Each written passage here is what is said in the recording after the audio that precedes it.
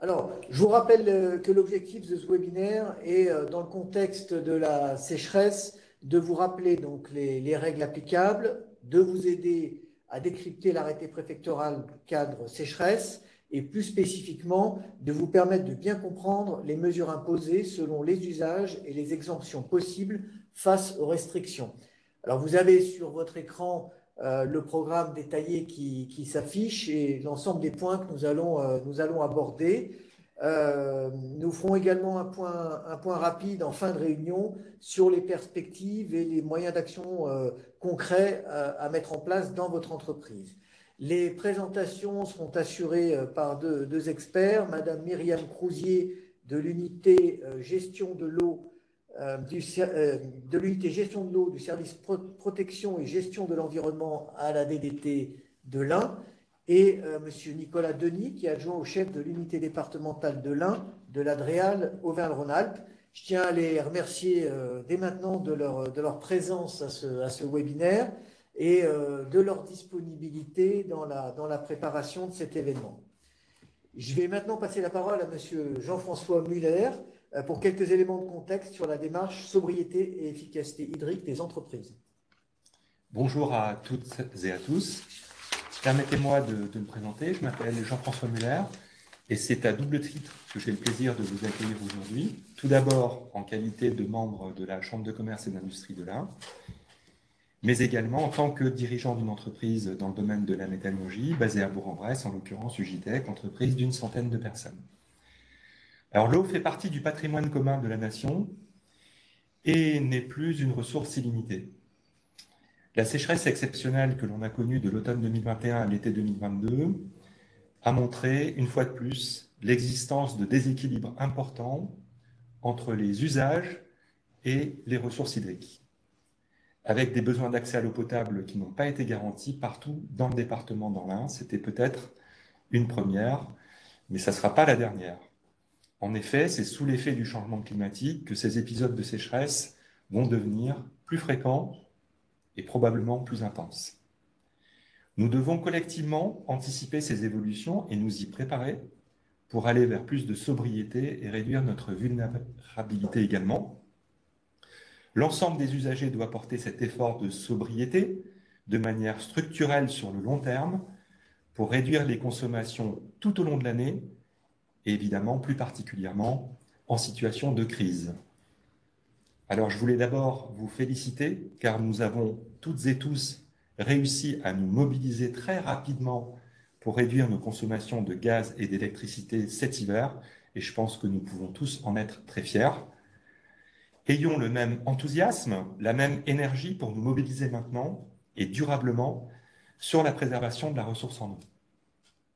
Le plan eau présenté par le président de la République le 30 mars 2023 appelle ainsi à cet effort de sobriété de l'ensemble des usages avec une réduction de 10% des prélèvements d'ici 2030. Concernant les entreprises, de nombreux secteurs d'activité dépendent de l'eau pour assurer leur finalité productive. C'est le cas des grandes industries, mais aussi des petites entreprises et des artisans ou des commerçants.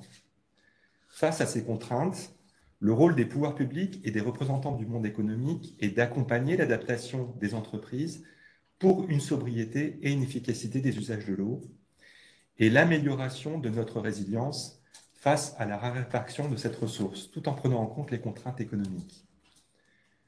Parmi les différents usages de l'eau, les entreprises de l'industrie et du tertiaire ne représentent qu'une part très minoritaire. Sur les 31,4 millions de mètres cubes prélevés en France chaque année, la part des usages principalement industriels est de 7,6% et pour la consommation de seulement 4%. Vous le savez, nos entreprises sont engagées depuis plusieurs années dans des projets pour réduire leur consommation, leur prélèvement d'eau et pour optimiser cet usage, parallèlement aux investissements réalisés pour dépolluer nos rejets. En l'espace de 10 ans, entre 2010 et 2019, les prélèvements d'eau douce pour les usages principalement industriels ont diminué de 9,3% en France métropolitaine. Mais vous l'avez compris, cet engagement doit être poursuivi et amplifié. Plusieurs initiatives dans l'Ain ont déjà été engagées. Madame la préfète de l'Ain a organisé dès le 25 avril à Jujurieux la conférence de l'eau, Conférence qui a permis de découvrir sous des visages très différents la ressource en eau. On a vu les pêcheurs, on a vu l'agence de l'eau, on a vu des agriculteurs, des gens engagés dans cette démarche de préservation de la ressource. Je ne vais pas citer tout le monde, mais ça a été un partage d'informations absolument passionnant d'avoir tous ces points de vue différents.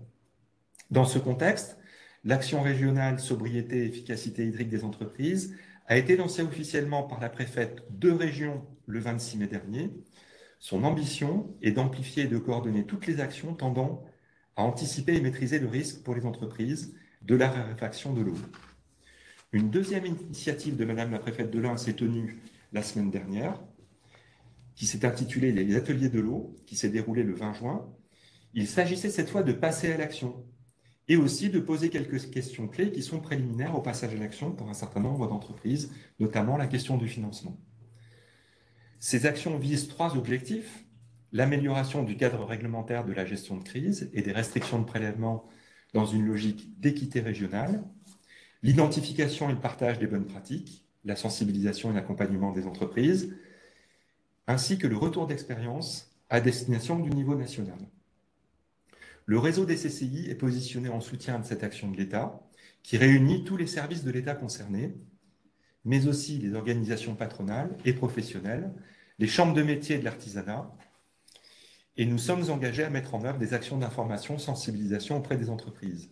Nous sommes donc à la manœuvre pour l'organisation de 2 webinaires, celui d'aujourd'hui sur la gestion de crise sécheresse et un second à venir en septembre 2023 sur le thème « Solutions pour optimiser sa consommation d'eau », dans lequel nous aborderons les éco-gestes, les bonnes pratiques en termes d'investissement également pour économiser durablement l'eau et les aides disponibles.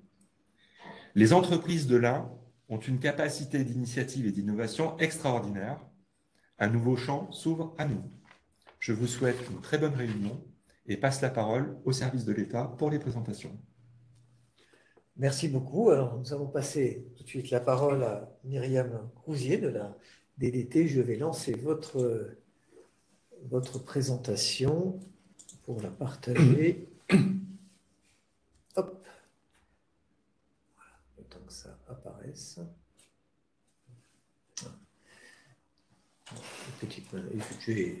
C'est parfait. Juste une petite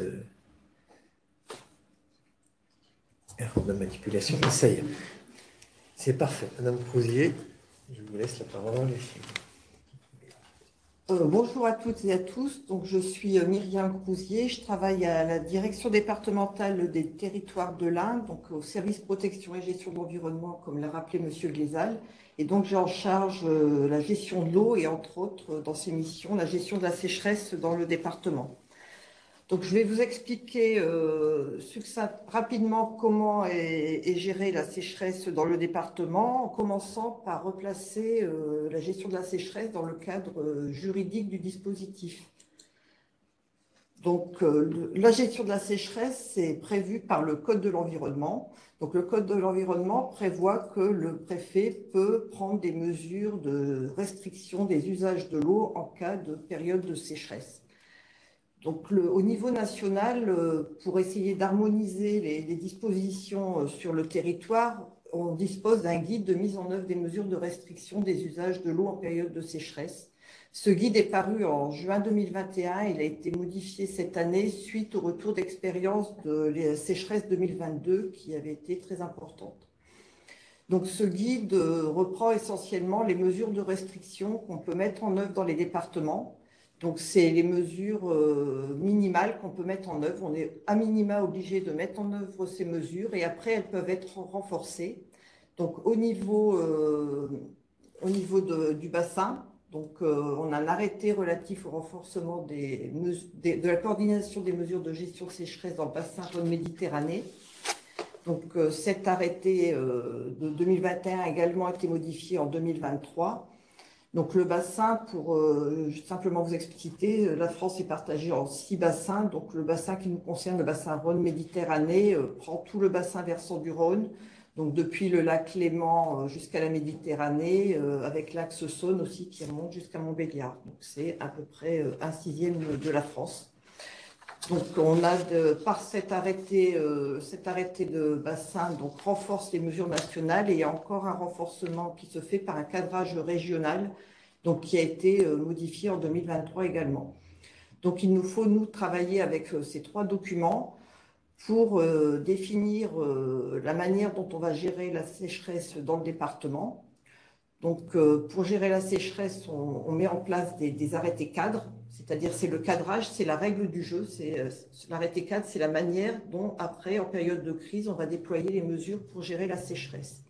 Donc, le département de l'Ain dispose d'un arrêté cadre qui prend de manière globale la majeure partie du département, et on a un arrêté spécifique pour l'axe Saône, parce que l'axe Saône, donc pour avoir un cours d'eau, se gère de l'amont à l'aval, et pour avoir une gestion coordonnée, les 6 départements des Vosges jusqu'au Rhône donc, sont coordonnés pour prendre des mesures qui sont en lien les uns avec les autres. Donc on a un arrêté cadre spécifique sur l'axe Saône.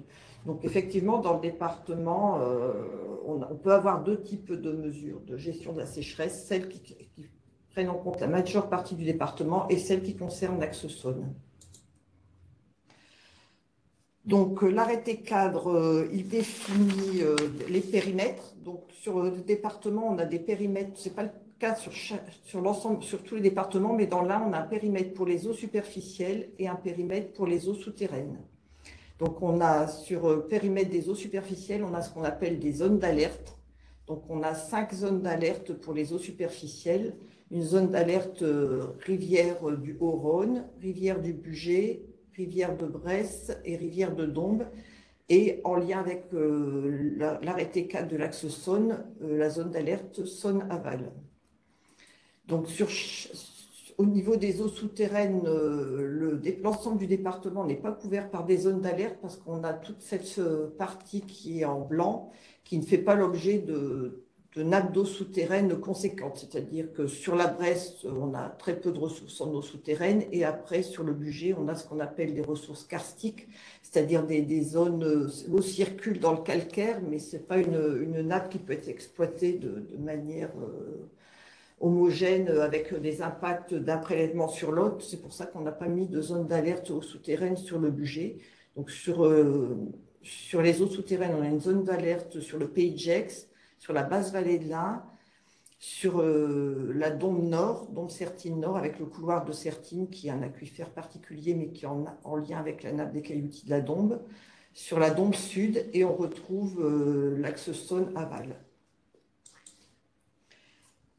Donc cet arrêté 4D, sur chacune des zones, on a des points de référence, des référentiels, c'est-à-dire que ce sont des points de mesure qui nous servent à définir les conditions de sécheresse. Donc sur l'ensemble des zones d'alerte, on a 3 ou 4 points de mesure, donc, qui sont sur les eaux superficielles des points de suivi des débits des cours d'eau, et pour les eaux souterraines, des piézomètres avec des niveaux de nappe qui sont suivis. Donc, l'ensemble de ces points de mesure nous permettent de définir l'état de ces sécheresses de la zone d'alerte.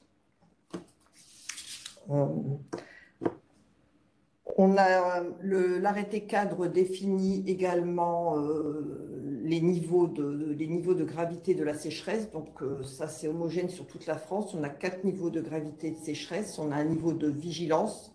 Donc, c'est l'appel à la population de faire attention à sa consommation d'eau parce qu'on risque d'entrer dans une période de sécheresse.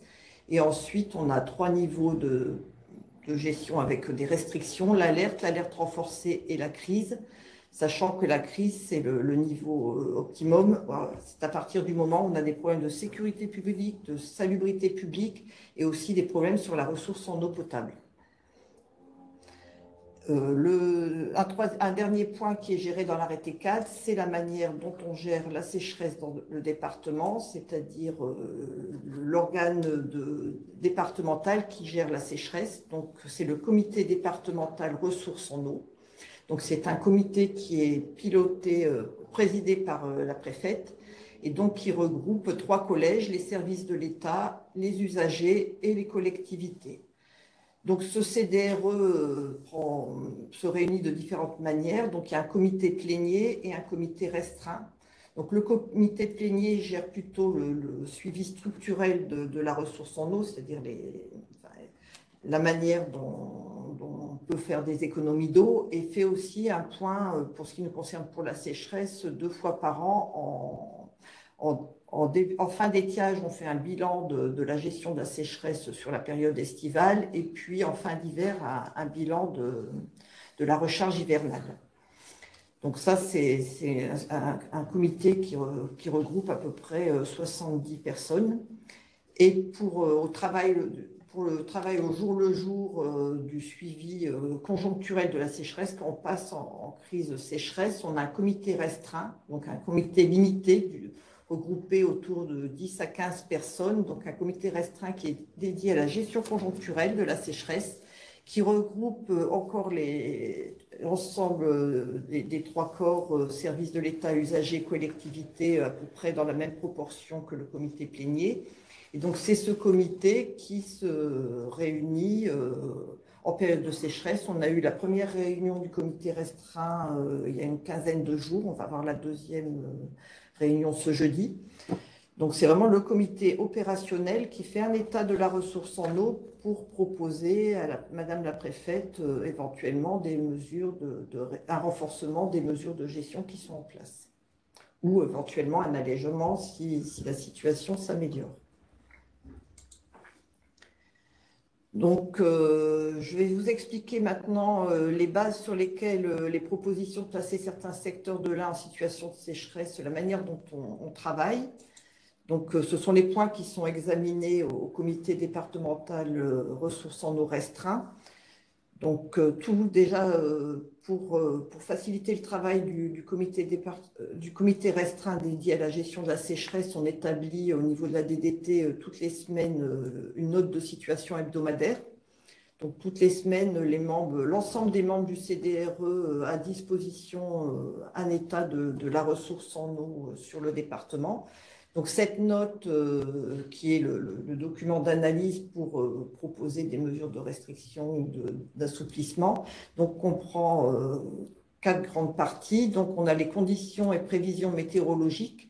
Donc là, avec l'appui de Météo France, on fait un état de la pluviométrie passée, la pluviométrie à venir, voilà, la comparaison aux moyennes, on fait un état également des températures qui peuvent être importantes, avoir un impact important notamment sur la qualité des cours d'eau, parce qu'au-delà de certaines températures, on peut avoir des mortalités piscicoles sur les cours d'eau. Au-delà de 24 degrés, la population, les poissons ne peuvent plus survivre. On fait un état aussi d'un phénomène important, c'est l'état de sécheresse des sols. Donc, effectivement, on a la sécheresse météorologique, il ne pleut pas, mais on a aussi l'état on peut avoir des déficits pluviométriques, mais si on a régulièrement de la pluie, on a le sol qui est moins sec, et c'est très important, notamment pour tout ce qui est au niveau agricole, pour le pilotage de l'irrigation. Donc, on a des éléments de sécheresse du sol. Alors là, c'est un graphe qui présente l'état de sécheresse du sol pondéré sur tout le département, ce qui ne veut pas dire grand-chose, parce qu'on a un département très hétérogène. On a une partie plaine où on a une pluviométrie qui est bien plus rare que sur la partie montagne où on bénéficie d'orages. Donc, Météo France nous met à disposition des cartes aussi du département. Donc ça, c'est un des éléments. Ensuite, on a la situation des eaux souterraines, où là, on relève régulièrement les niveaux des piézomètres. Et puis aussi, on travaille en lien avec les collectivités qui sont en charge de la gestion d'eau potable pour identifier les problématiques eau potable qui peuvent apparaître.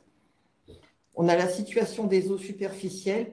Donc là, on relève l'ensemble des débits des cours d'eau. Donc, on a des niveaux dans notre arrêté 4 qui définissent à partir de quel débit, comme pour les eaux souterraines, on a des niveaux de vigilance, d'alerte renforcée de crise. Et quand on passe sous ces niveaux, donc la zone d'alerte, on a des règles du jeu qui sont définies dans l'arrêté 4 qui nous disent à partir de quel moment une zone d'alerte passe de l'alerte à l'alerte renforcée à la crise. Donc, c'est l'intérêt de relever les débits.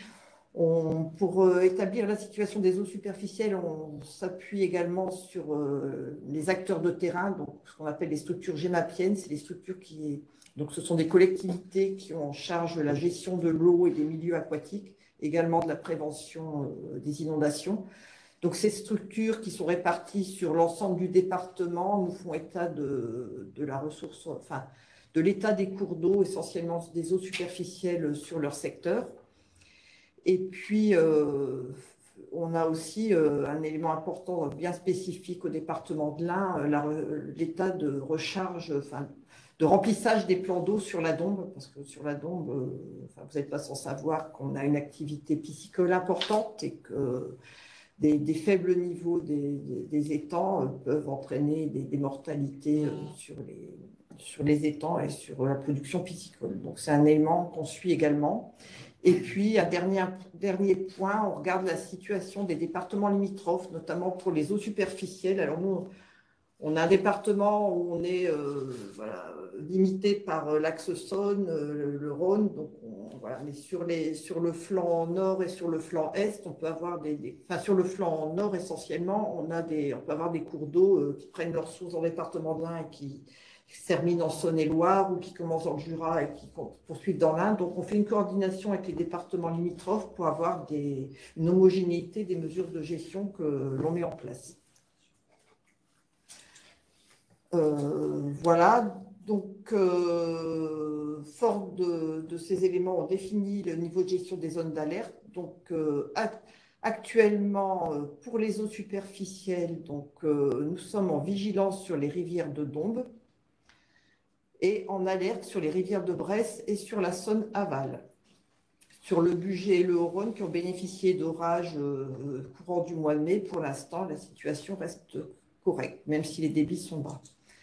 Au niveau des eaux souterraines, la situation est un petit peu plus compliquée. On est en vigilance sur la plaine de l'Ain, mais en alerte renforcée sur les zones d'alerte Dombes-Sertines Nord et Dombes Sud.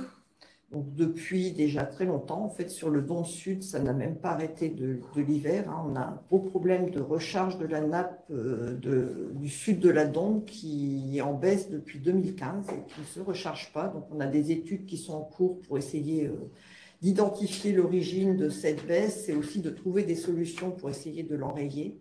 Sur Dombes-Sertines Nord, c'est la suite de l'été de l'année dernière. On a un temps de retard d'au moins 6 mois sur la recharge de Dombes-Sertines Nord. La situation est moins inquiétante parce que quand on a des pluies conséquentes, on voit qu'elle arrive à se recharger.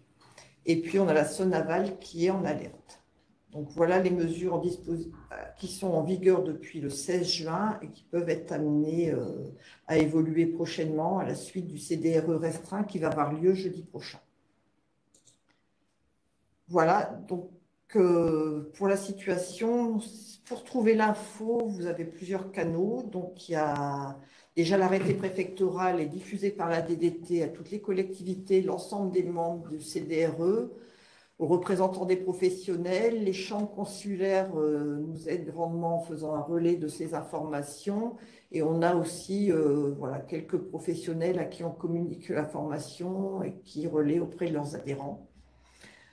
Donc, ensuite, il est mis en ligne sur le site des services de l'État, donc sur le site de la préfecture, et il y a un outil qui est amené à évoluer, qui devrait évoluer très très prochainement, c'est le site ProPluvia, où on a les informations donc, pour toute la France, et en allant sur le département qui nous concerne, on peut trouver l'arrêté de restriction sécheresse. Donc, il est amené à évoluer vers un outil plus convivial, dans un premier temps à destination plutôt du citoyen que des professionnels. Donc, un petit peu dans le type de l'EcoWatt, on pourrait cliquer a priori sur sa commune et savoir les mesures de restriction qui s'appliquent. Mais pour l'instant, on n'a pas cet outil, il devrait sortir avant la fin du mois, donc c'est très prochainement. Il ne reste pas beaucoup de jours, mais c'est annoncé pour le 15 juin, on ne l'a toujours pas. Donc, voilà. Donc après, mais je pense qu'il y aura il y aura de la publicité qui sera faite sur ce nouvel outil. Mais en tout état de cause, le site des services de l'État, vous trouverez l'ensemble des informations à jour. Voilà. Pour terminer, donc, juste pour vous expliquer comment on lit un arrêté sécheresse.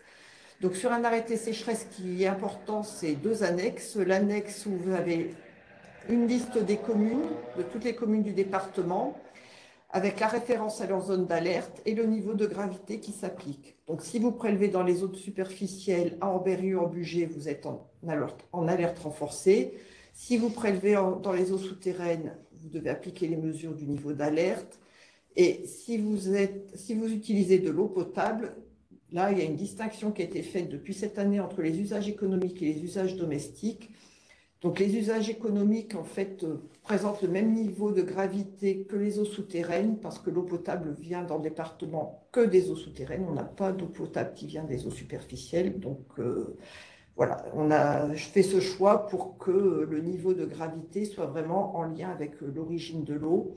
Alors que pour les usages domestiques, où là, c'est vraiment un effort citoyen de faire des efforts sur les économies d'eau, on prend le plus contraignant des niveaux d'alerte entre les eaux superficielles et les eaux souterraines.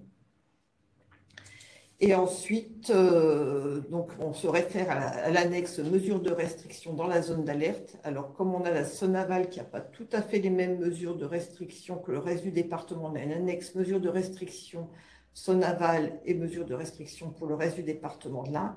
Et donc, c'est un tableau qui se présente de cette manière. Vous retrouvez, alors là, j'ai pris un exemple usage industriel, mais je ne vais pas rentrer dans l'usage, ce n'est pas l'objet, ça sera expliqué par M. Denis après. Donc, vous trouvez l'usage et ensuite les mesures de restriction qui s'appliquent selon les niveaux de gravité, de vigilance, alerte renforcée ou crise.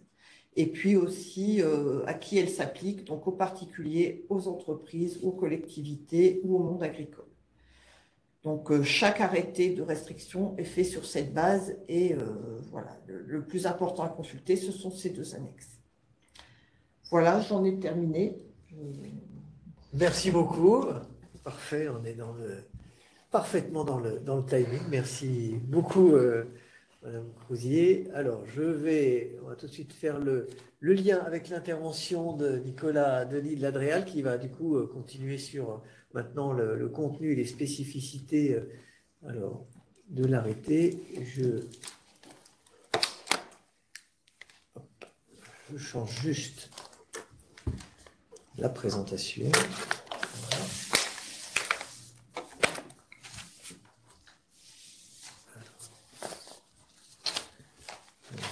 Voilà. Avec le... Voilà, ça va. Voilà le temps de changer. Monsieur Denis, je vous passe la main.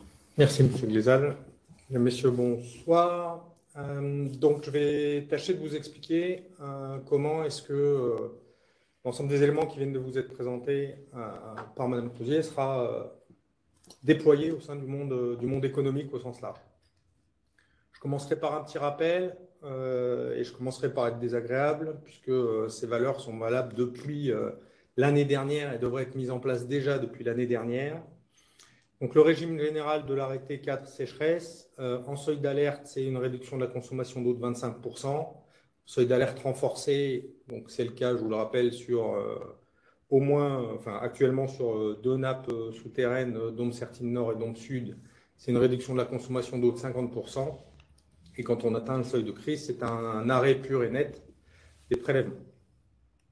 Le monde économique a cette énorme chance d'avoir un rôle stratégique et de fait de bénéficier non pas d'exemption, comme le mentionnait M. Glézal, mais plus d'adaptation, à condition de rentrer dans une des 3 cases que je vais vous détailler. Donc la faible consommation d'eau, le fait d'avoir déjà des restrictions prescrites ou d'être dans une situation technique qui permet de démontrer que vous avez déjà réduit au maximum votre consommation d'eau. Donc, premier cas, les sites ayant une faible consommation d'eau. Qu'est-ce que c'est un site qui a une faible consommation d'eau? C'est défini dans l'arrêté 4 sécheresse. Pour les activités industrielles, commerciales et artisanales, c'est consommer moins de 1000 m3 par an prélevés dans le milieu, donc sur un forage ou dans une rivière, et consommer moins de 7000 m3 en comptant ce qu'on tire sur le réseau d'eau potable et ce qu'on tire au sein du milieu. À 7000 m3, à moins de 7000 m3 par an, pardon, on devrait retrouver quasiment toutes les activités dites artisanales, une large partie des petites entreprises, sauf peut-être celles qui appartiennent à des secteurs qui font de l'eau, ont besoin de l'eau de manière stratégique dans leur process. Je pense par exemple aux microbrasseries. Hein. Aujourd'hui, il faut entre 10 et 25 litres d'eau pour faire un litre de bière. Donc, boire de la bière à la place de l'eau, ça n'aidera pas.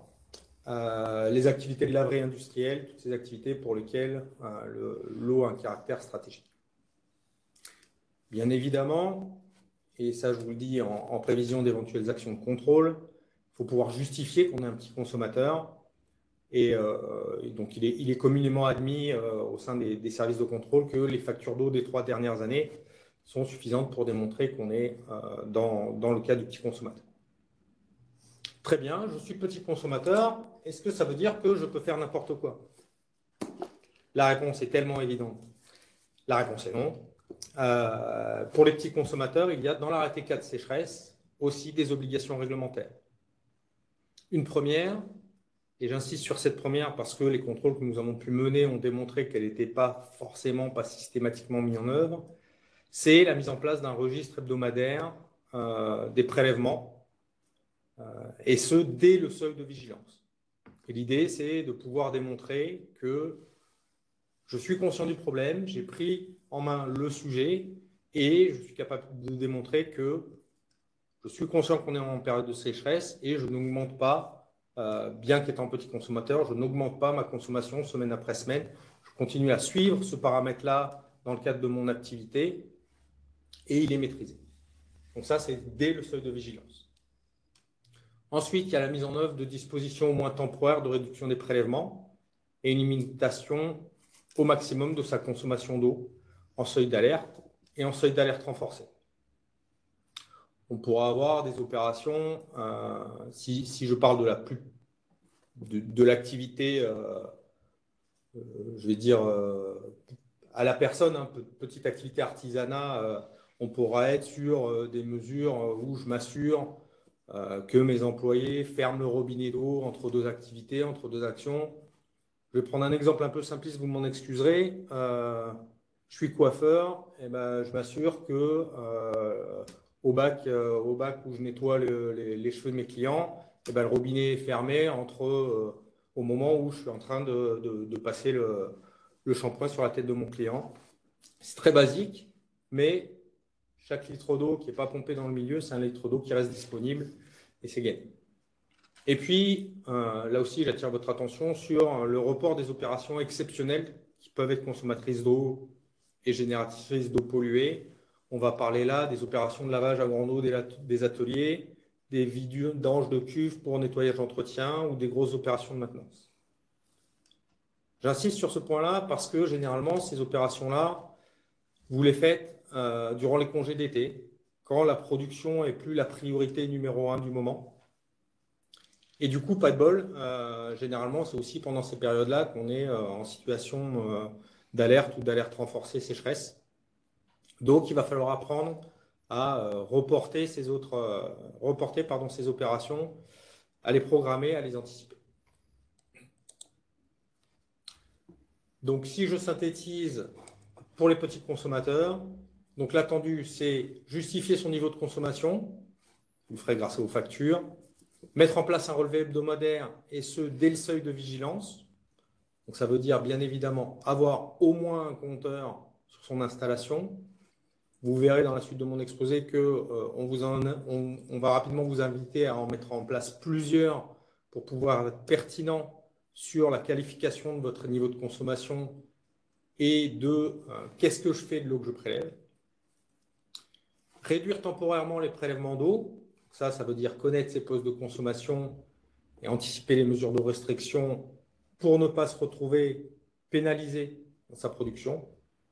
Et donc, comme je le disais, reporter les opérations exceptionnelles consommatrices d'eau. Bref, pour les petits consommateurs, y compris pour les petits consommateurs, les mesures de réduction s'anticipent, se préparent et méritent d'être suivies et contrôlées au moins à la semaine. Ça, c'était le premier cas, petit consommateur d'eau. Donc, moins de 1000 m3 sur le milieu et moins de 7000 m3 cumulés milieu réseau AEP. Deuxième cas des sites ayant des restrictions déjà prescrites par ailleurs. Alors ça, c'est plus simple. Ça veut dire que vous avez un arrêté préfectoral qui traite spécifiquement du sujet de la sécheresse. Attention, pour ceux qui sont installations classées pour la protection de l'environnement, vous avez des arrêtés préfectoraux qui encadrent votre activité, qui encadrent votre consommation d'eau, qui encadrent votre prélèvement d'eau, mais qui, par défaut, ne traitent pas de la sécheresse. Donc, pour pouvoir bénéficier de cette adaptation-là, il faut que dans votre arrêté, vous ayez un chapitre spécifique sécheresse. Je vais même aller plus loin. Il faut que les prescriptions qui vous sont imposées ne soient pas cosmétiques, c'est-à-dire qu'elles amènent une vraie économie sur le prélèvement d'eau. Dans un monde idéal, votre arrêté devra traiter les 4 situations qu'on a mentionnées quand on mentionnait les seuils d'alerte: vigilance, alerte, alerte renforcée et crise. Si ce n'est pas le cas, vous vous exposez à avoir une interprétation au cours d'un contrôle différente de la part de l'inspection des installations classées, qui du coup vous dira: eh ben, mon pauvre monsieur, ma pauvre madame, ça ne marche pas. Votre arrêté, il ne sert à rien en termes de prévention de la consommation d'eau, et donc vous êtes soumis au cadre général. Et là, d'un coup, alors que vous pensiez être tranquille, dans une situation de contrôle, on vous explique que vous êtes soumis à moins 25, moins 50 ou l'arrêt de prélèvement. Je vais maintenant vous parler des cas des sites devant démontrer que leurs besoins en eau étaient réduits au maximum, et donc rentrer dans la présentation de ce qu'on appelle le plan de sobriété hydrique, le PSH, puisque pour pouvoir bénéficier de cette adaptation, il vous faut réaliser un plan de sobriété hydrique au travers duquel vous allez démontrer que vous êtes au minimum technique et que vous avez optimisé la consommation en eau de votre outil de production. Pour vous guider dans la réalisation de ce PSH, il y a un exemplaire, une trame qui est mise à disposition au niveau régional par l'Adréal, donc sur le site internet de l'Adréal. Et sur la même page, il y a une foire aux questions qui vous permet d'éviter les premiers écueils ou de répondre aux questions qu'on a rencontrées le plus souvent lors de l'élaboration de ce PSH. Ce PSH est à tenir à la disposition de l'inspection des installations classées en cas de contrôle. Pas grand-chose de lui adresser. Donc là, on va rentrer dans le domaine des installations classées pour la protection de l'environnement. Il y a 400 sites soumis à cette réglementation-là sur le département. Il y a 10 inspecteurs des installations classées. Bien évidemment, on ne va pas aller contrôler tous les PSH et vous faire un retour sur vos PSH systématiques. On viendra de le tenir à disposition lors d'un contrôle. Donc, qu'est-ce qu'il y a dans ce PSH? Quels sont les principes généraux qui ont guidé l'élaboration de ce document? D'abord, ce document il a vocation à être évolutif. C'est-à-dire qu'il doit évoluer en fonction des investissements que vous faites, en fonction des technologies mises en œuvre, en fonction des remplacements de parcs machines, pour pouvoir être le plus pertinent possible et coller au plus près à votre situation à l'instant. Ce document, il a aussi vocation à être exhaustif. C'est en étant exhaustif dans ce document-là que vous arriverez à définir les points sur lesquels il est plus pertinent de travailler. C'est classique 80-20, c'est-à-dire qu'en bossant sur 20% de mes installations, je vais réussir à économiser 80% d'eau. Ça, vous pouvez le faire que si vous avez un panel de données exhaustif. Jusqu'à quelle année? Alors, la trame qui est fournie, elle remonte jusqu'en 2003. Ça fait loin 2003, on en est conscient. L'idée, c'est que les données que vous avez dedans, elles soient pertinentes. Si évidemment, vous avez complètement changé vos machines il y a 5 ans, il faut repartir de cette période-là. La vocation, ce n'est pas d'avoir un historique jusqu'en 2003, c'est de vous donner l'opportunité de valoriser ce que vous avez fait depuis 2003, en fait. C'est de pouvoir dire, c'est de pouvoir récompenser les bons élèves, entre guillemets.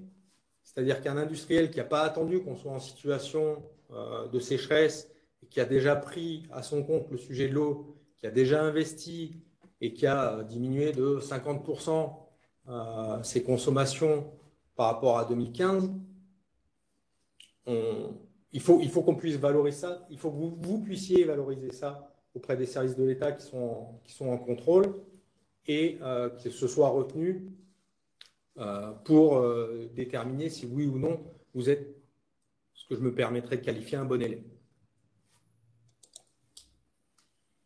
Donc le PSH, il est constitué de 3 onglets principaux. Donc c'est un fichier Excel. Hein. Il y a une partie diagnostic, une partie meilleure technique disponible, une partie positionnement par rapport aux meilleures techniques disponibles. Est-ce que ce que je fais, je le fais bien? Est-ce que l'eau que je consomme, c'est logique que j'en consomme autant pour l'activité que je fais? Et puis, une partie action de réduction qui se tourne sur le passé, qu'est-ce que j'ai déjà fait? Et surtout qui se tourne vers le futur sur qu'est-ce que je peux faire, qu'est-ce que je vais continuer à faire pour économiser l'eau au sein de mon outil économique. Je vais rentrer dans le détail sur chacun des 3 sans toutefois vous dérouler tous les onglets du PSH parce que sinon on est là jusqu'à demain matin et qu'on m'a donné 20 minutes. Donc l'idée sur le diagnostic, d'abord, bien évidemment, je renseigne qu'est-ce que je prélève, donc dans quel réseau, combien, et est-ce que j'ai diverses sources d'approvisionnement, qu'est-ce que je fais de cette eau, et quand je la rejette, où est-ce qu'elle va. Et à la fin du tableau, vous pouvez présenter ce qu'on a appelé la consommation nette. La consommation nette, c'est le prélèvement moins le rejet, si on se rejette dans un milieu qui est en lien hydraulique avec le milieu dans lequel on prélève.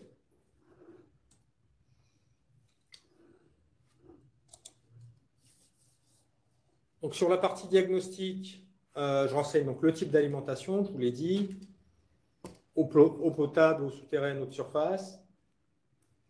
Où est-ce que je prélève avec le nom, le code de la masse d'eau? Est-ce que je suis sur une zone qui est couverte par un plan de gestion de la ressource en eau ou pas?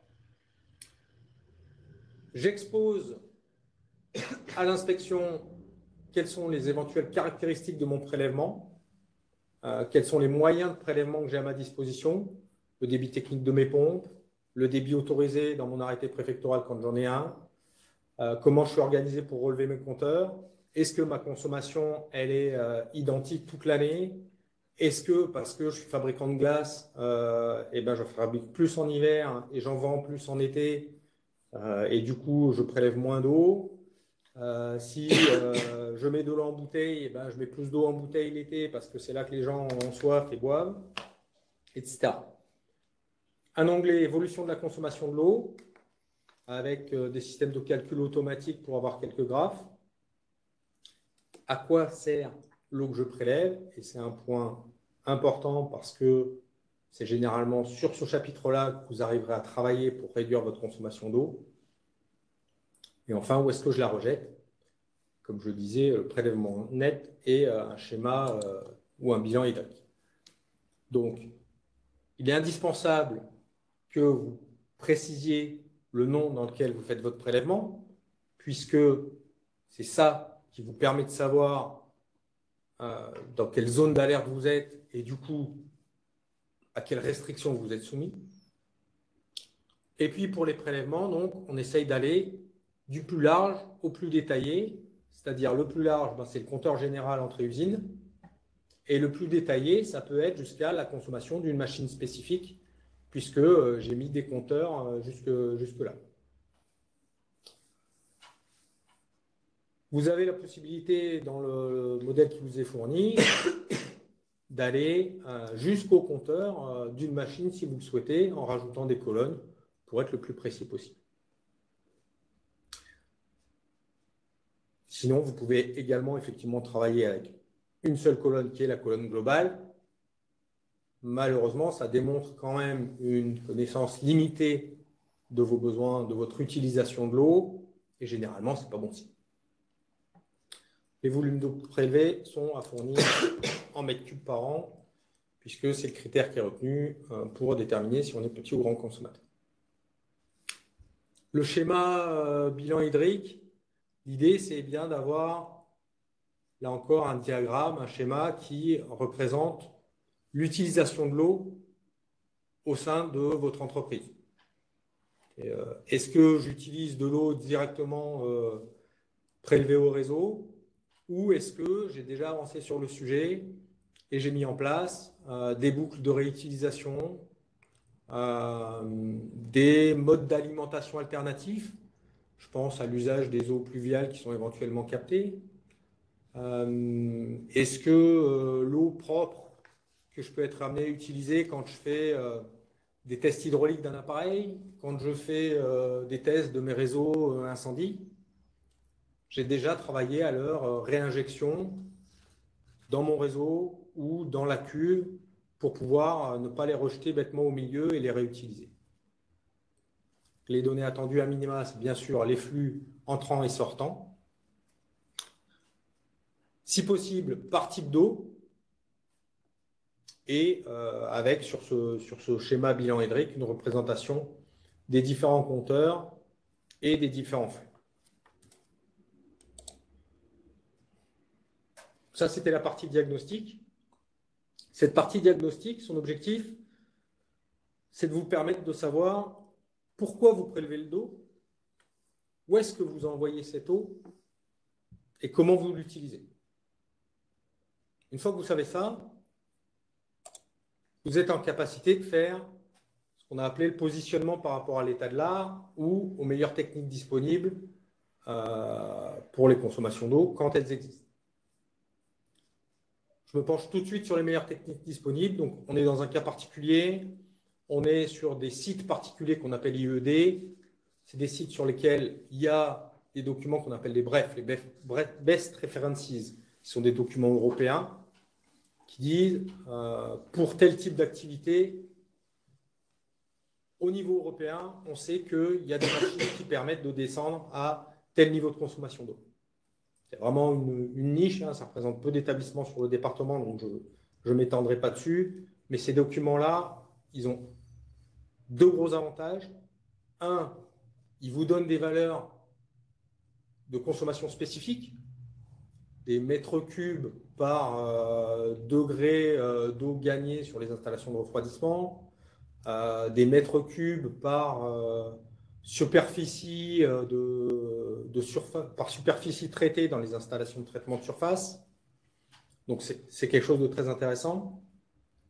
Et surtout, bien qu'il ne s'applique réglementairement qu'à certaines grosses entreprises, les valeurs qui sont dedans, elles sont pertinentes et elles sont applicables à tous. Elles donnent une idée de l'objectif à atteindre pour être aux meilleures techniques disponibles. Pour les autres qui ne sont pas IED, l'état de l'art, c'est être capable de déterminer ce que nous on appellera un flux spécifique, c'est-à-dire une consommation par unité de production. Alors, le plus facile, c'est le chiffre d'affaires, et à minima, on attend de vous que vous remplissiez celui-là. C'est le plus facile, mais ce n'est pas forcément le plus pertinent. L'idéal, c'est que vous arriviez à descendre à les carriers sur leurs installations de traitement de cailloux. Ils sont capables de vous donner une quantité d'eau traitée par mètre cube de cailloux lavés. Les fabricants de béton sont capables de vous donner une quantité de litres d'eau utilisée pour fabriquer un mètre cube de béton.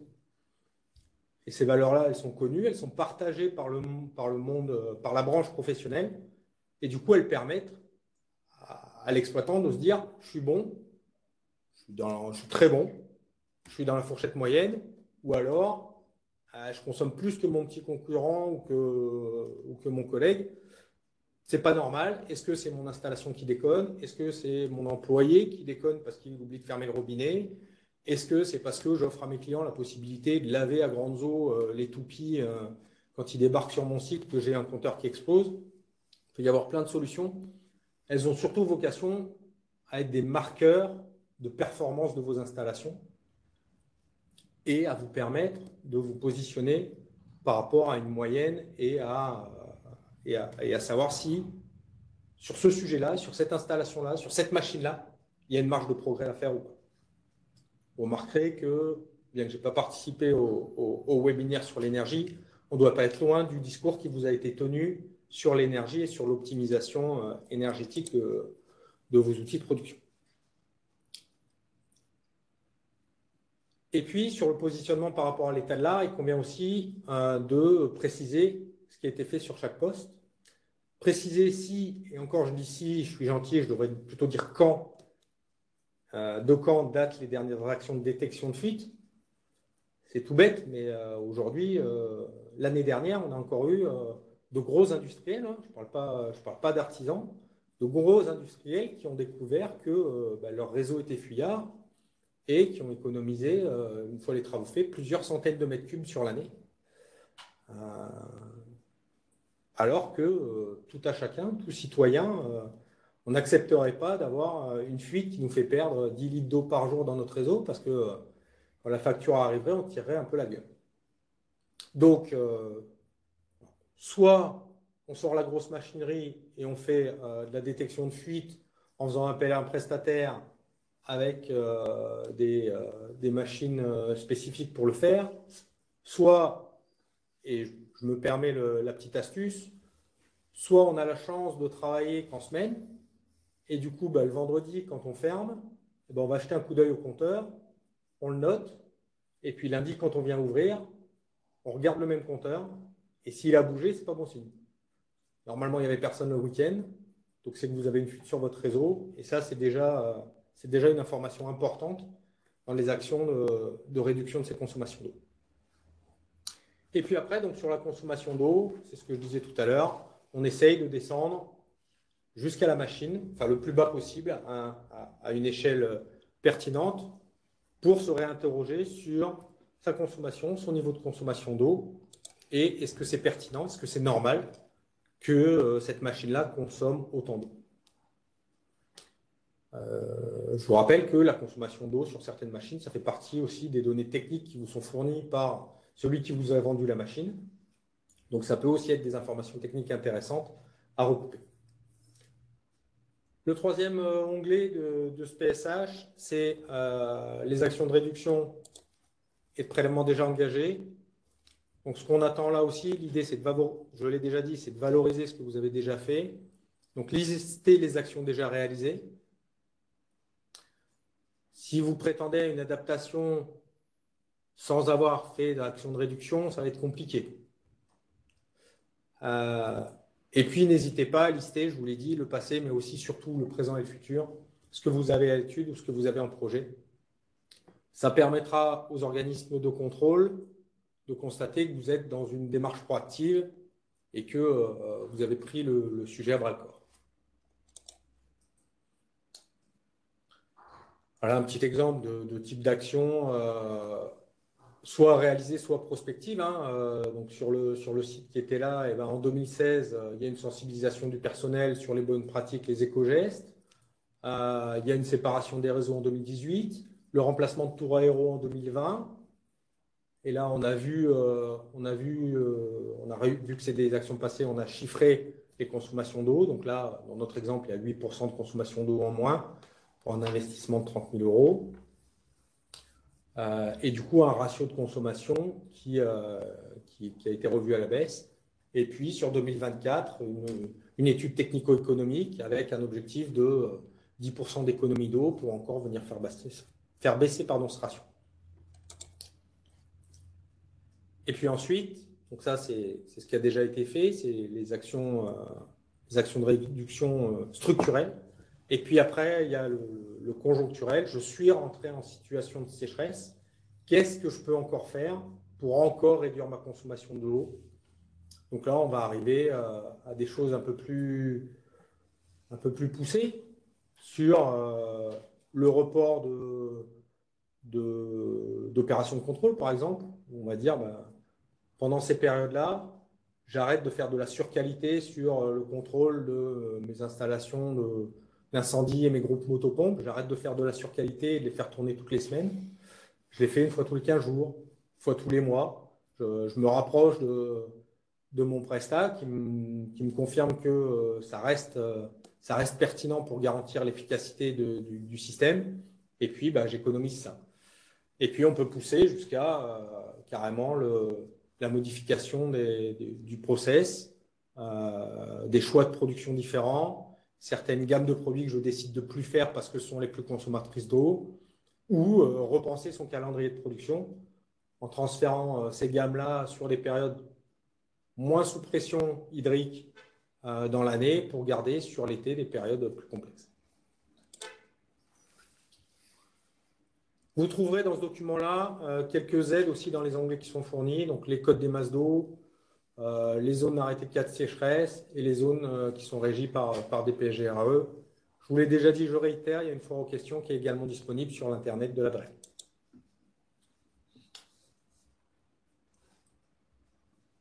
Je résume rapidement ce que je viens de vous dire en 20 minutes. Pour bénéficier de l'adaptation PSH et pour être pertinent sur l'usage de l'eau dans le monde économique, il faut connaître son minimum technique. Donc, il faut connaître combien on prélève, pourquoi on prélève autant et qu'est-ce qu'on fait de l'eau qu'on prélève pas. Donc, généralement, il faudra installer des compteurs intermédiaires. Et puis, il faudra questionner le niveau de consommation de chaque poste pour les optimiser, voire même, et là je pousse encore plus loin, questionner le type d'eau qui est utilisé au sein de ces postes. Est-ce qu'on a besoin d'utiliser de l'eau potable, de l'eau de qualité sanitaire sur l'ensemble des activités que nous avons? Est-ce que j'ai besoin pour laver mes sols d'une eau de qualité potable? Est-ce que j'ai besoin pour laver mes outils de production d'une eau que normalement je bois? Donc après, tout ça permet de mettre en place des boucles, de recirculation, des usages en cascade avec une eau dont la qualité se dégrade mais qui continue à correspondre à mon usage. Et puis en plus de ce travail de fond, évidemment, sensibilisation du personnel, mise en place d'équipements sanitaires qui permettent les réductions d'eau. On en a chez nous. Il me semble logique que le monde économique en ait au sein de son outil économique. Et puis, pour aller encore plus loin, la récupération et la réutilisation des eaux de pluie et des eaux non conventionnelles. J'ai dit, je le redis rapidement, le report des opérations ponctuelles fortement consommatrices d'eau. Aujourd'hui, vous êtes, dans le monde économique, quelques-uns à avoir déjà réfléchi à ça et à avoir mis en place des opérations de report de maintenance, des opérations de décalage des essais, des opérations de recirculation, c'est-à-dire que l'eau que j'utilise quand je fais un essai incendie, je ne la rejette pas au milieu, je la remets dans ma cuve, parce que c'est pareil, je n'ai pas besoin d'eau potable pour éteindre un incendie, le pompier n'a pas besoin d'eau potable.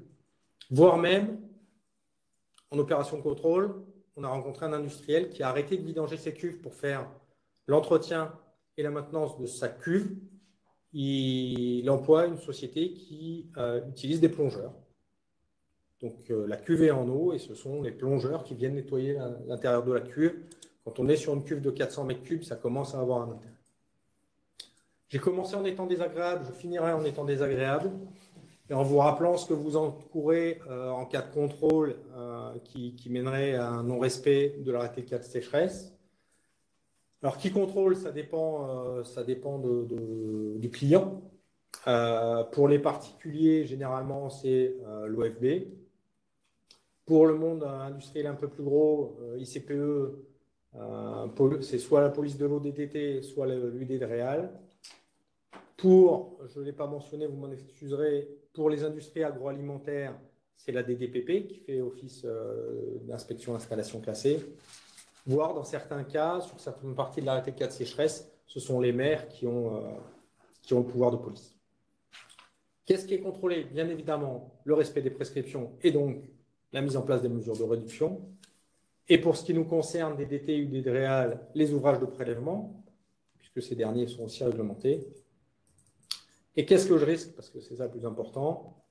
Pour le commun des mortels, une contravention de 5e classe, on peut quand même aller jusqu'à 1 500 €. Et puis, pour le monde économique, et en particulier les installations classées pour la protection de l'environnement, la même contravention, dont le montant peut être multiplié par 5 si c'est la raison sociale qui est poursuivie, un arrêté de mise en demeure, une suspension d'activité éventuellement, et malheureusement des poursuites pénales. Voilà, M. Lisa.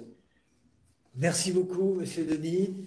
Merci à nos deux intervenants, parce que c'est vrai que c'est un réel challenge que y compris d'entrer dans des sujets techniques et vous apporter de l'information tout en restant aussi dans un timing imposé par le format de webinaire. Alors, nous sommes arrivés un peu au bout du temps que nous étions donné, mais comme promis, nous allons prendre quelques questions pour terminer.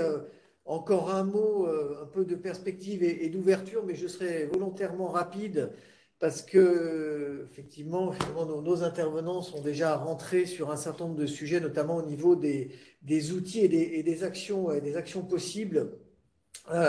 Tout d'abord, vous l'avez compris, et je le redis, la démarche du PSH, le plan de sobriété hydrique, il est obligatoire que pour certaines catégories d'entreprises, mais j'espère que vous l'avez compris, la présentation a visé aussi à montrer que la démarche, la philosophie de l'outil, la méthode, elle peut être appliquée dans toute entreprise. Donc là, j'insiste sur ce point, le format imposé est valable pour certains d'entre vous qui est dans un cadre spécifique. S'il y a besoin de l'éclairer, nous serons à votre disposition, bien sûr, pour vous le préciser.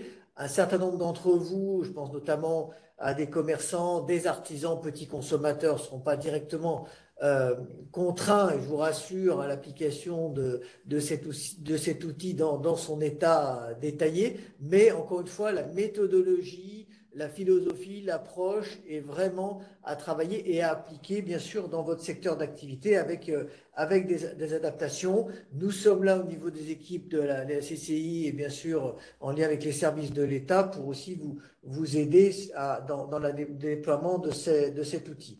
On en a parlé également en introduction, Jean-François Muller en a parlé et Monsieur Denis l'a bien détaillé également. Il y a des actions engagées par les entreprises, il y a des bonnes pratiques et des éco-gestes qui existent pour maîtriser et réduire sa consommation d'eau, qui doivent être diffusés, qui doivent être généralisés. Il y a des moyens d'action multiples.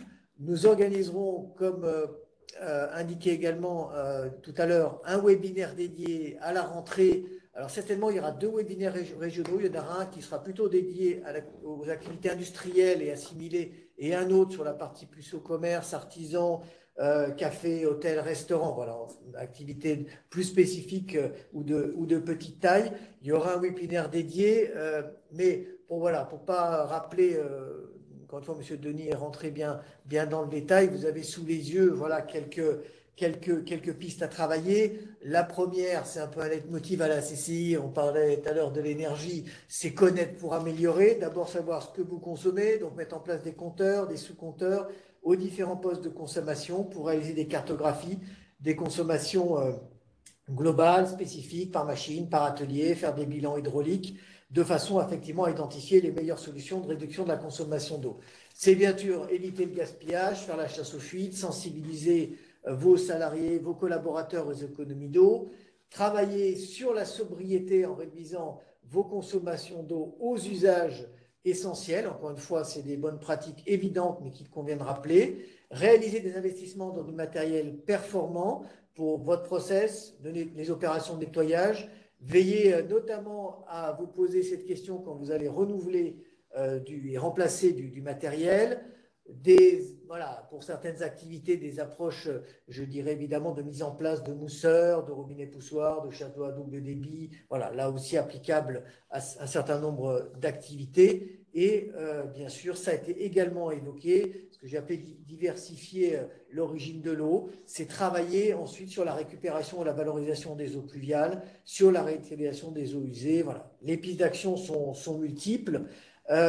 Une campagne de communication sera est en préparation, réalisé par les CCI en lien bien sûr avec les services de l'État. Donc il y a un certain nombre de supports de communication qui ont déjà démarré et des pages régionales, des pages ressources, là aussi qui sont réalisées avec les services de l'État et qui sont en attente de validation par Madame la préfète de région, qui seront mises en ligne et relayées par les CCI, mais aussi l'ensemble des acteurs de cette opération sobriété et efficacité hydrique des entreprises. Vous avez compris qu'il y a grand nombre aussi d'acteurs qui sont partenaires à nos côtés. Il y a aussi des vidéos, qui sont en cours de préparation pour promouvoir aussi des actions particulièrement exemplaires réalisées par des entreprises. Je terminerai, avant de passer à la phase de questions, pour rappeler que nous devons, et vous devez aussi, vous préparer et anticiper une possible situation de crise avec des restrictions sévères d'eau, des interdictions d'utilisation, voire des coupures d'alimentation d'eau. Cet hiver, on a parlé de délestage en matière d'électricité avec des possibilités de coupure d'électricité pendant des durées de 2 heures. Nous avions alerté, informé les entreprises sur ce sujet. La question de l'eau va être, je dirais, sur un modèle qu'on peut imaginer similaire, effectivement, avec se préparer à des coupures d'eau. Alors, on ne sera pas sur des questions de 2 heures si on a des puits, effectivement, qui décrochent ou si on a des situations critiques de sécheresse. Vous l'avez compris, la nappe et les ressources ne pourront se reconstituer au bout d'un certain temps. Donc, il est important de vous préparer dans vos entreprises, de vous préparer à la gestion de crise, d'anticiper et mettre un plan de continuité d'activité si effectivement des restrictions d'eau sont imposées ou si simplement la ressource n'est plus disponible. Les présentations sont terminées. Merci pour votre attention. Merci beaucoup à nos différents intervenants de ce soir. Et je vous propose de prendre quelques questions tout de suite. Vous y avez accès via notre onglet Q&R, questions-réponses. Jérôme Caposiena. Alors, on a eu une première question dès le début de la présentation. Ça concerne une question sur le registre. Alors, le registre, on en a parlé tout à l'heure. Est-ce qu'il est dédié au prélèvement net dans le milieu ou pas? Ou pour d'autres prélèvements? Non, le registre a vocation à couvrir l'ensemble des prélèvements, des sources d'alimentation en eau du site concerné. Donc, le registre hebdomadaire qui est attendu, si vous avez un forage, il traitera du forage et du réseau AEP, puisque j'imagine qu'au moins pour les besoins sanitaires, il y a du réseau AEP. Si vous n'avez pas de forage, il ne traitera que du réseau AEP. Concernant le fichier de diagnostic, où est-ce qu'on peut le trouver, ce fichier? Alors, la trame du PSH est disponible sur le site internet de la DREAL Auvergne-Rhône-Alpes. Faites une recherche avec le mot PSH, ou plan de sobriété hydrique, et vous trouverez immédiatement cette trame qui est disponible sous 2 formats, un format Excel et un format PDF. Une question plus technique. Est-il possible de trouver les valeurs des flux spécifiques pour la profession d'un abattoir de volailles ou on en a parlé, les brefs? Alors, vous m'en excuserez, du coup, ce n'est pas mon domaine de compétence. Il faudrait vous rapprocher de ma collègue de la DDPP pour avoir l'info. Les brefs, les best references, sont de toute façon eux aussi disponibles sur Internet. Moi, je travaille avec un site qui s'appelle aida.ineris.fr qui fournit l'ensemble des brefs de l'ensemble des activités. Et donc, si les abattoirs sont concernés par un bref, c'est là que vous pourrez retrouver le document.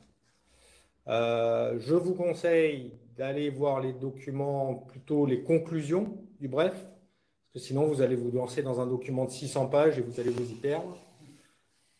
Donc, allez voir plutôt les conclusions du bref. Et pareil, avec une recherche par mots-clés, vous devriez pouvoir retrouver la partie consommation d'eau. Si elle existe, attention, tous les brefs ne traitent pas de la consommation d'eau pour une activité. concernant toujours ce fichier, est-ce qu'il doit être envoyé ou tenu à disposition? Alors aujourd'hui, on vous demande de le tenir à disposition pour les opérations de contrôle. Je vous l'ai dit, 400 ICPE soumises à autorisation ou enregistrement dans le département de l'Ain. Notre force de frappe ne nous permet pas de valider tous les PSH. Donc, il faudra le tenir à disposition.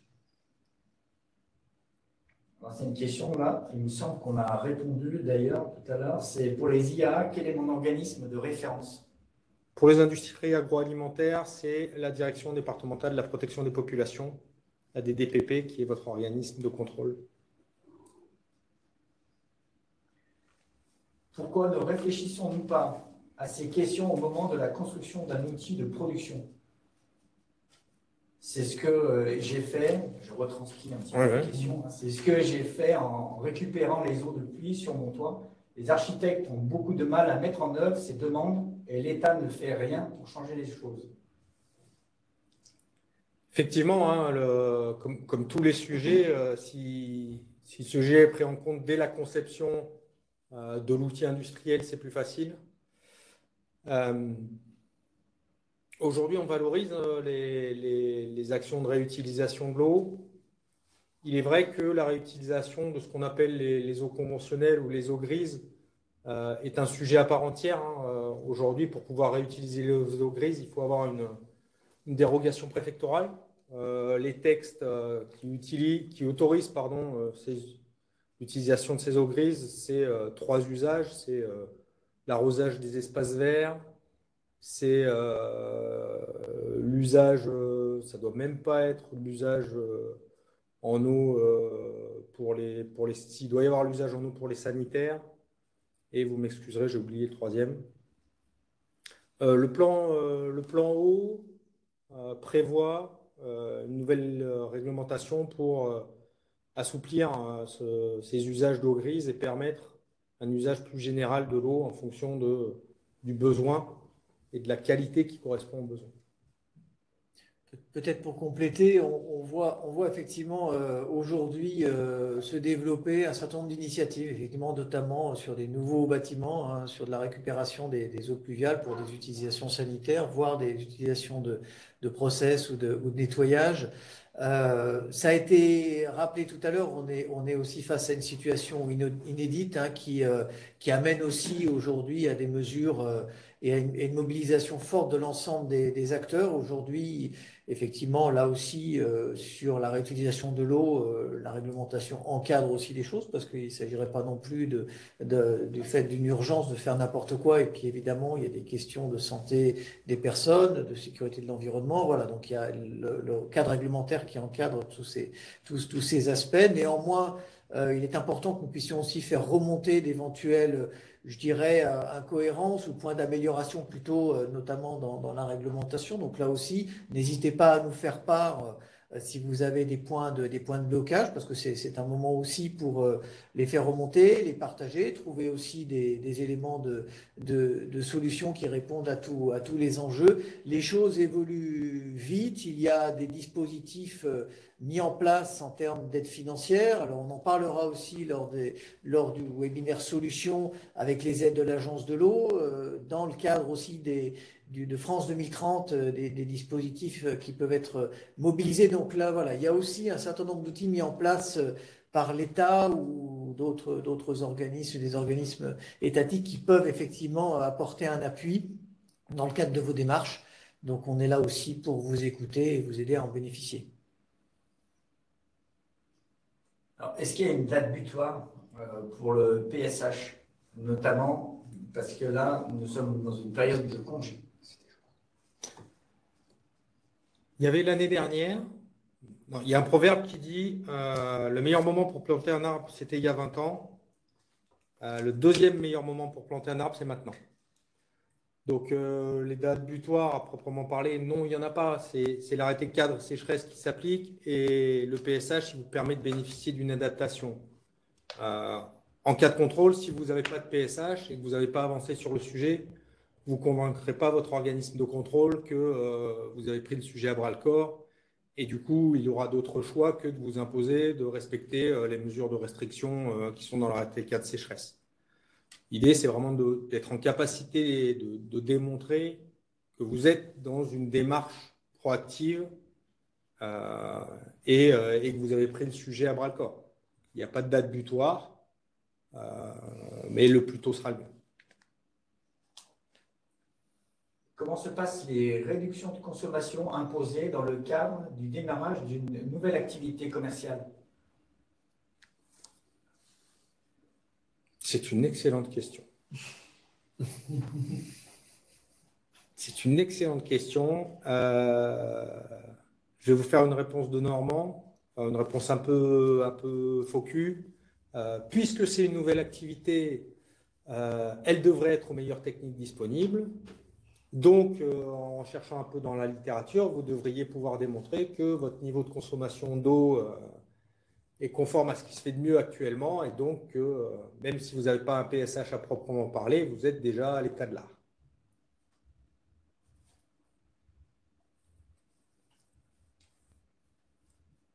Je suis une ICPE. Mais si je n'ai pas répondu à l'enquête qui a été envoyée en début d'année, puis-je encore y répondre? Alors effectivement, la démarche PSH, elle a été engagée à l'hiver dernier. Et il y a eu en mars un sondage qui demandait aux ICPE, aux installations classées pour la protection de l'environnement, qui souhaitaient bénéficier d'une adaptation, de se signaler. Ce sondage aujourd'hui est plus ouvert, évidemment. Mais ce n'est pas parce que vous n'avez pas répondu au sondage que vous ne pouvez pas bénéficier de cette adaptation. L'idée, ce n'est pas de dire c'est bon, j'ai répondu au sondage. L'idée, c'est de dire c'est bon, j'ai un PSH qui tient la route. Je me suis lancé dans des actions d'économie d'eau. J'ai investi, j'ai mis en place telle ou telle mesure et je le démontre au travers de mon PSH. Donc l'adaptation, elle n'est pas liée à une déclaration qui s'est faite en mars, elle est liée à votre capacité aujourd'hui à démontrer que vous êtes bon sur le sujet.